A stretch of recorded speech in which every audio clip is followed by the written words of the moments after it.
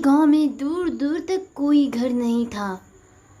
यहाँ से नज़ारा देखते तो काफ़ी जंगल दिखाई देता और यहाँ पर अधिकतर लोग भी नहीं रहते। इसमें से एक घर में एक आदमी रहती थी जो कि बड़ी ही आलसी थी। दोनों बहनें काम नहीं करना चाहती थी। छोटी बहन बड़ी को काम बताती तो बड़ी बहन छोटी को, कल सुबह होते ही मैं घर से निकल जाऊंगी, फिर देखती हूँ रिंकी कैसे काम नहीं करती। अरे मैं भी कितनी चालाक हूँ।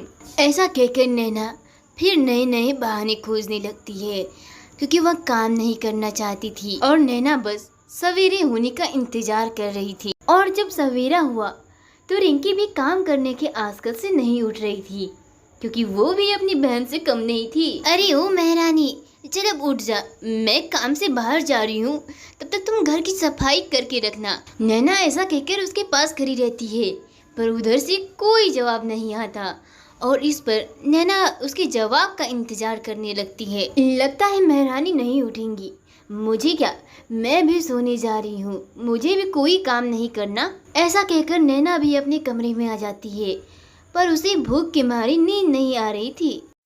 अरे मुझे तो जोरों की भूख लग रही है पर मैं भी आज खाना बनाने वाली नहीं हूँ। हर रोज वो बस मेरी बनाई हुई खाना को खाती है, आज मैं भी नहीं बनाऊंगी। नैना के जाते ही रिंकी भी उठकर बैठ जाती है। भूख तो उसे भी लग रही थी। अरे बड़ी पागल लड़की है, मेरी नकल करती है, देखो खुद तो खाना नहीं बना पाती। मैं सोई थी और महारानी मुझे ऑर्डर देकर गई, मैं तो नहीं बनाने वाली, चलो दोनों भूखे ही रह जाते हैं। एक दूसरे की नकल करने के चक्कर में दोनों ही बहनें भूखी रह जाती हैं।